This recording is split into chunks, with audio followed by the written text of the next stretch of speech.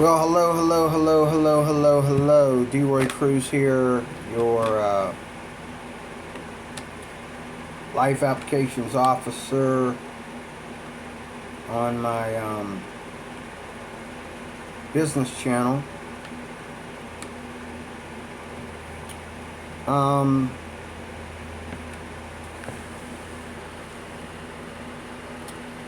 I want to just briefly talk about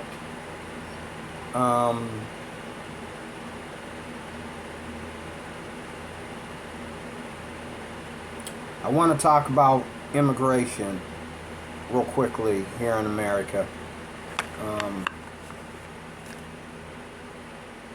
Just for a second.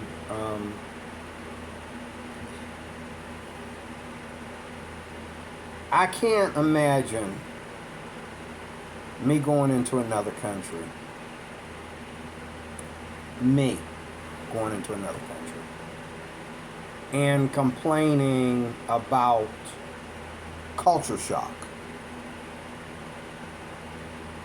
Okay? Because to me,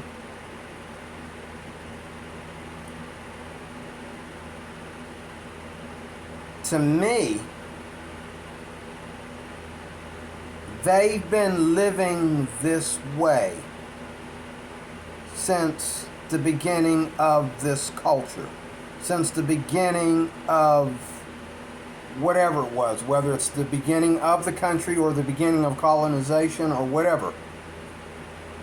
They've been living this way. This is what they're accustomed to. And I'll use the Philippines as an example because a lot of white men go over to the Philippines and the lovely little beautiful caramel colored Filipino girls want these older white men to come over there and marry them and have children with them. They're making all kinds of websites for this and everything. But one thing that will get you deported from Asia really fast is when you go out there and you do things that we get away with here in America. Like, you go out there and you say bad things about the Philippines on, let's say, YouTube. You're right in the Philippines saying nasty things about the Philippines. That could get you deported. People have gotten deported over it. You go out there and you do things that you do here. You touch another man's wife. You start harassing a young lady. She starts to feel uncomfortable. And nobody's going to sit back and say, oh, that poor girl. No, they're going to jump on you. And then they're going to have you arrested. Okay? Even Americans over in the Philippines are not going to watch you go over there and start trouble. They're going to step in not only because they want America to look good. Now, all these white men going out there with their zippers down, wanting all this chocolate caramel Filipino girl, okay, I gotta admit, they respect the island. They respect Southeast Asia and Asia, period. And most of them, they go through every part of Asia. They go to all the parts of Asia. They go from the Philippines to Japan to China to Cambodia to Indonesia to you name it. Okay?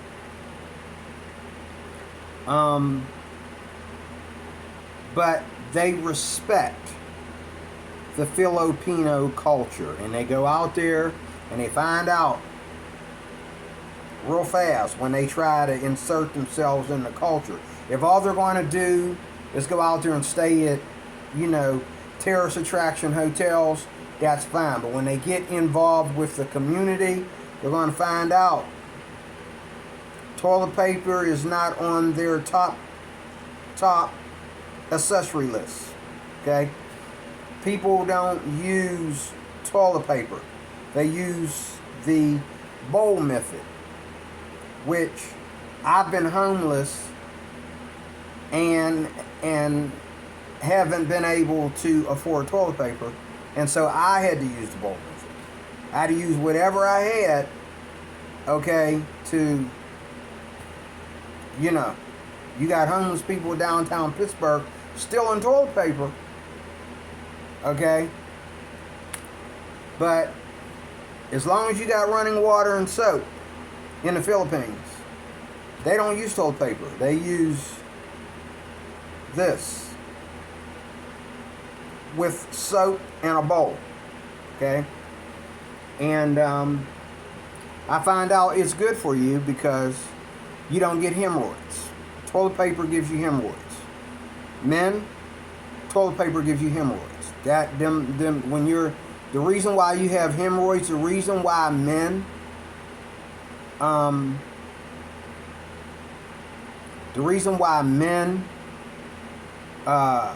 get hemorrhoids so bad is because they have to wipe their bums a little bit harder than women do, especially being we have more hair down there and all like that, and we have to wipe our bums harder than we do, and a lot of us are really clean about our bums, so we like really go down there and go to work on our bums.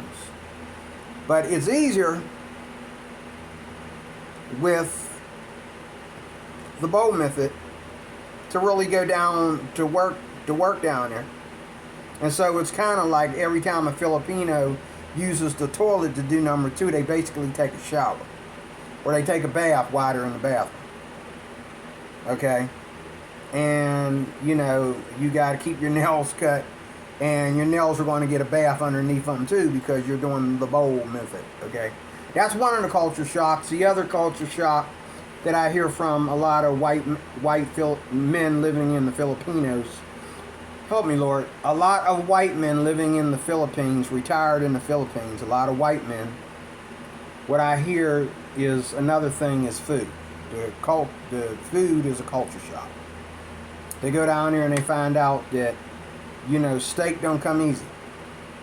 They got beef, they got steak, but it don't come easy.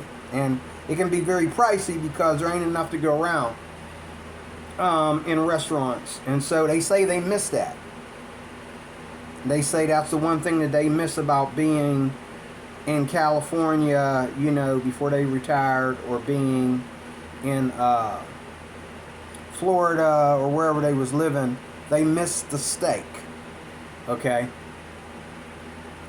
But everywhere from here in the States, from like the island of Hawaii, all the way to any state or country, I should say, region that you'll go to outside our country, outside the U.S., they always tell you you have to respect the island, if that's what you're on.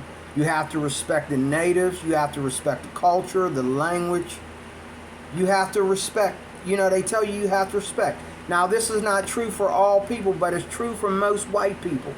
Most white people, when they leave the country of America, whatever country they go to, whether it be Caucasian people like going to Europe or going to the UK, or whether it be Asians, or, you know, there's white people living in the Middle East. And they get along because they respect the culture. They will dress to fit in with the culture. They will dress to fit in with the culture. They will have the manners. They will learn, and this is the big thing. They learn enough language so they don't have to carry around an interpreter. Now there's people who learn enough language, but I'm going to tell you something. One thing I've learned from both Americans to do it, and even more so non-Americans to do it. If you don't learn the language of the country soil that you're standing on, okay, you are going to be the most miserable. You're not going to have any friends.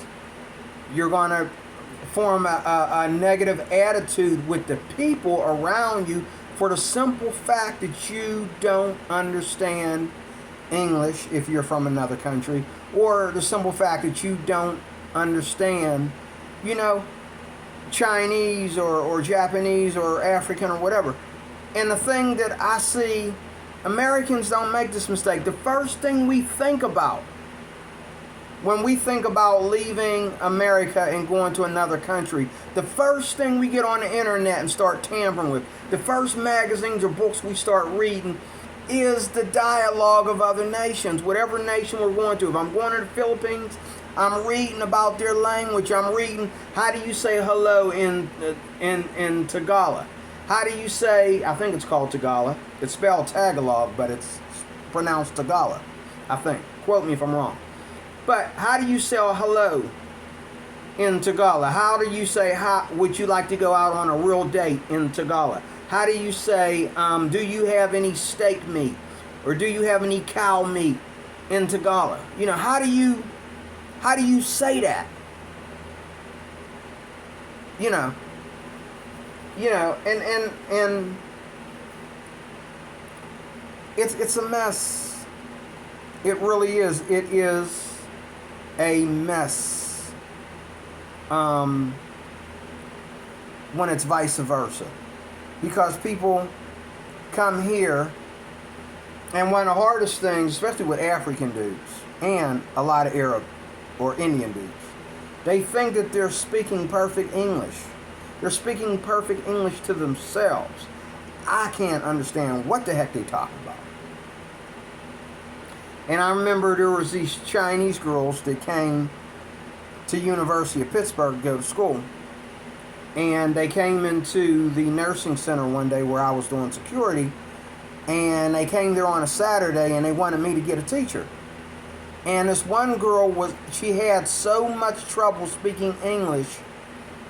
She was raising her voice because she knew I couldn't understand her. And foam was coming out of her mouth. She was having so much trouble phrasing the words. She had a younger girl that was right there. She spoke English very fluently. I looked at the other girl, I said, look, why aren't you interpreting for her? You see she's having trouble. I can't understand a word she's saying. Instead of us being here all night and I'm waiting for somebody to come out of one of the classrooms. This is Saturday. I'm waiting for somebody to come out of one of these classrooms and come out here so I can get them to help you. Why don't you interpret for her? And she just looked at me like, and she looked at her, and the girl kept talking and didn't want to let her interpret for her. Meanwhile, she's spitting on me, getting spit all over everybody because she's foaming at the mouth. She cannot get the words out. And this girl speaks English perfectly. But she's looking at me like I'm being offensive or making a comment. I'm making a statement by saying, why don't you interpret for her? And she's getting offended because she can understand what I'm saying. She just can't say it. She can understand English, but she can't speak it, you know. And she sounds like she's still talking in Chinese or whatever when she speaks English, you know. And I'm like, okay, wow, okay. So finally, I just decided, you know, I kept, you know, it took them over an hour to get any help. All she had to do was be able to tell me a name of a teacher. Because I know most of the names, or at least I know what office area that name might be under. And I have a list, you know, of teachers and faculty and that in my phone because I work there and all like that. All she had to do was give me a name that I recognize. And I would have been able to do that for her. And the girl that spoke English clearly was like, oh, well, she's telling her, don't do that. You know, you're not going to interpret for me. He's going to listen to what I got to say. So finally, a woman came. Lucky for them, this white woman saw them. And she was one of the teachers there. Most of them had left for the day. And she said, oh, I got this. And so she walks out of the office to cross the hallway to go to the other office. And Miss Foaming at the mouth is trying to talk that stuff to her. And she just ignored her. Like, whatever. And she went and gave them papers because she knew what they were there for. But she had to know this without talking to them. Because she spoke to other teachers. She was one of the last 2 or 3 teachers to leave. She understood that these girls are expected to come in and get some items. You mean to tell me we were out here, stuck out here with these girls for an hour because one wouldn't let the other one interpret for her, and all they needed was some forms? I could have probably went back there and found them forms laying around somewhere and made copies of them for them or something. You know what I'm saying? You know, being the security officer, you know. But, you know, these girls held us up for over an hour because they could not speak English. And the one that could speak English didn't feel it was fair to ask her friend in her own language, hey, tell me and I'll talk to him because I speak better English than you do. No, that was offensive, so they rather, instead of be offensive, so to speak, they're going to waste my time and waste their own time for over an hour. Okay? 4 Chinese girls, only one of them speaks perfect English, and only one of them speaks any English at all. Okay? And nothing she said sounded like English. Unless I'm just so black that all I know is Ebonics. Did not one trace of English come out of her mouth. And so, you know, this is the kind of stuff I'm talking about. Whereas when Americans go to their country, that's the first thing they pack is their language. That's the first problem they saw before they get on a plane is the language barrier. And then other countries, they do things too, like they give you, there's pamphlets that you can buy, there's things that you can get on the internet. I don't know if this stuff is available for the U.S. I hear it is, but I don't know. There's all kinds of pamphlets you can buy where you can look at something that'll tell you how to ask questions in Japanese or Chinese and all like that. That's fine, okay? But, you know, God bless white people. Okay, being everybody claims that they stole America. God bless white people that when they go over to the countries that they supposedly stole from and stole America, okay, God bless them because they know the language. They know the language. They know the culture. And they are happy to engage in it. Whereas when people come over here to the U.S., okay, especially, and not only just, you know, I mean, it's not just, I remember some Russian dudes that came over here. I used to work with a Russian security officer. He quit his job working alongside of me. He was one of my best officers. He quit his job. He was from Russia. He quit his job because he got into an attitude because I was catching a bus to University of Pittsburgh because there's nowhere to park. And when we get down there, we drive a security vehicle. Okay? So I'm in the vehicle all the time. I'm either driving or I'm riding shotgun with my captain or someone more superior than me that, you know, we're going around to all our stops. Okay? But he got down there, same job. And he didn't have to ride all over town. All he had to do was stay in one spot. Okay? But he got upset because there's nowhere to park. Well, that's not just him. That's the students. That's parents of the students. That's the teachers. I mean, almost everybody, except for a small handful, depending on where you're working at University of Pittsburgh, almost everybody rides the bus to University of Pittsburgh because there's nowhere to park. Only like the top managers and the top staffers have somewhere to park. They have reserved parking or something like that. The police, they have reserved parking. They can park. They can block you in all day for 8 hours if they need to or whatever. They have places to park. But you don't have a place to park. And this is America. Welcome to America. Welcome to any busy metropolitan area in America. This was a big culture shock for this Russian dude. And he got mad and almost got into a fight with a security officer because we were doing security, but we were like the rinky-dink backup security that we were post guards, is what I call it. And I was a supervisor of post guards. He got into it with a University of Pittsburgh police officer and almost got his butt kicked and ended up losing his job over a parking space because he got into it with one of the managers first and said, "You can't park there, that's my spot. It's got my name on it. See the number on the between the yellow lines? You see the number? Look at my window. That is my permitted reserved spot, bro. You can't park there." And he went crazy and he calmed down, man, you know. Next thing you know, the police showed up and they ended up telling the dude, "Get in your car and go before we put you in our car and go." Okay? You can get in your car and you can leave, or you can leave your car here and it'll get towed. You can get in our car and we can take you to jail. What's it gonna be? What's it gonna be? So they went and got permission from his manager, from us. I wasn't there that day, but you know, my captain, my lieutenant, and that were there, and they had to get permission from him. The cops got permission from them to send him home because they didn't feel it was fair that he should be able to continue to work on property after embarrassing himself like that in front of the students and all the faculty. I come back the next day and heard this thing that this brother was fired. So cops got this brother fired, and when I say brother, I'm not talking about a black brother. I'm talking about a Russian dude.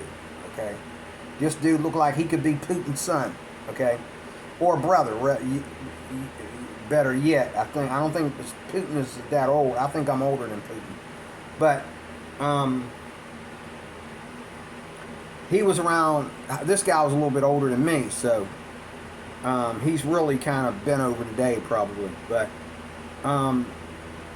you know, it's everybody coming over here to America, and this is my closing, that have this habit of not being able to handle culture shock. But we handle culture shock very well when we go over to their country, and they come over here and they think that, okay, I could never, as a Christian, go over to any country, whether it be Israel or the Middle East or whatever, even if I had 100% Christian freedom.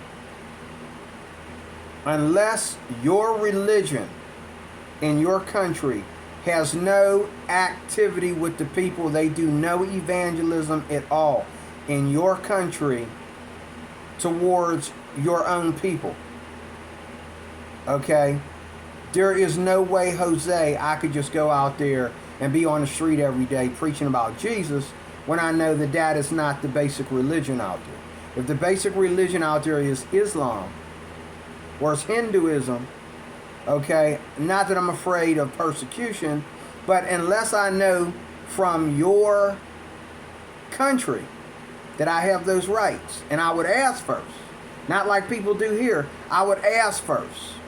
And then if I have that permission to be on the street every day preaching the gospel in your country, I might actually do so. But I would never feel like, oh, you know what, another mosque closed, let's put a church there. Oh, you know what, let's make these Muslims that are coming to our church, let's make them wear what we wear. You know what I'm saying? But people come over here, you know, from the Middle East, for example, and we want so bad to make them show their hair, show their face, so we know what they look like. We wish so bad they wear regular pants instead of men wearing dresses. You know what I'm saying? We wish you would dress normal. But a child in America knows that we can't expect you to do that. It's annoying as hell, but we're not going to say nothing. But I'll be darned if you're going to like, oh, every time a church closed down, we're waiting for that church to close down, so we put another mosque there. And then we're going to open up these mosques, and we're going to tell you, you cannot wear a miniskirt. You know, you cannot walk past our mosque with your head uncovered. And I'm like, this ain't the Middle East. This ain't Mecca. This is Pittsburgh. What you talking about? You know. But my problem is we have these Democrats that are allowing this to go on, and they're going to find out in the upcoming days, weeks, and months. Well, within the next 10 to 20 years, they're going to find out the hard and crucial way that they stood by and voted for the ruining of America. They voted for America to be destroyed. They're going to find that out. They're going to find out that they voted and agreed. They voted for this, for America to be taken over by other nations from within. Just like the whole Somalia thing and Ilhan Omar and all like that. I didn't know all that was going on in Minnesota. White people complaining about culture shock. We shouldn't have culture shock in our own country. Culture shock is when we go over there to their country. We shouldn't have culture shock in our own country. We live here and we got culture shock. That don't make sense. Okay, that's just plain wrong. And one of these days, you're going to find out the hard way that these people, when they come over here and do this, they don't love you, they don't care about you, they don't respect you. And you're going to be wishing that you had let Donald Trump do his thing and voted for another one like Donald Trump to get in office after him. Because one of these days, it's going to be like there's no flag, there's no red, white, and blue anymore. It's just everybody in here like a open toilet, okay, doing whatever they want to do, and there's no housekeeping. You know what I'm saying? Everybody just dumping on this place. And there ain't no housekeeping. And that's what it's like. And, you know, I get tired of seeing people, and then people segregate, hello, and they look at you like, why are you speaking to me? Well, I said hello. That's how us Americans talk to our brothers and sisters in America. You know, they look at you like, why